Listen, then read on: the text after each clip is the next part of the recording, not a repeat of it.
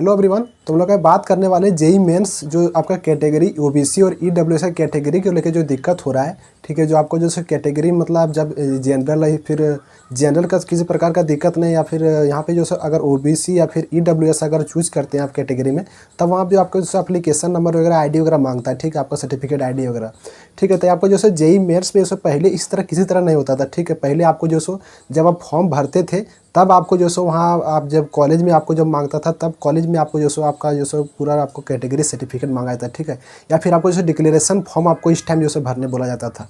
तो इस प्रकार डिक्लेरेशन फॉर्म इस बार है ही नहीं। ठीक है, और वहाँ जो केवल आपको ये मांग रहा है। ठीक है, तो उसके लेके जैसे देखिए, सबसे पहले आप जो पैनिक होना बंद कर दीजिए, क्योंकि जो आप टोटल स्टूडेंट के लिए, ठीक है, तो कुछ ना कुछ इसके लिए एनटीए जरूर कुछ करेगा। ठीक है, एनटीए का प्रत्येक साल का ही नियम है कि प्रत्येक साल कुछ ना कुछ चीज़ अलग डिफरेंट करता ही है। ठीक है, तो आपको जो यहाँ पे पैनिक नहीं होना है सभी के लिए। ठीक है, तो अगर आप लोगों के पास अगर है अगर ईडब्ल्यूएस फिर ओबीसी सर्टिफिकेट, तो आप जो वहाँ पे अपलोड कर दीजिए, या फिर नहीं है तो एक दो दिन वेट कीजिए, हो सकता है एनटीए कुछ जरूर इसका जो कुछ मतलब निकालेगा। या फिर अगर आप जो अगर ईडब्ल्यूएस या फिर ओबीसी कैटेगरी अगर सर्टिफिकेट अगर बनवा सकते हैं तो बनवा लीजिए। ठीक है, क्योंकि आपको जो बनवाने में आपका जो सभी फॉर्म जो 24-25 दिन आपको टाइम दिया गया है। और आपको जो ओबीसी या फिर ईडब्ल्यूएस कैटेगरी सर्टिफिकेट की बात करें तो मैक्स टू मैक्स जो 7 डेज के भीतर आप चाहेंगे तो आराम से जो आप बना सकते हैं। ठीक है, बात रह गया कि थोड़ा आपको देना ही पड़ेगा। ठीक है, उसके बाद जो आपको जो 7 दिन के, हम 7 दिन थोड़ा ज़्यादा बता दिए।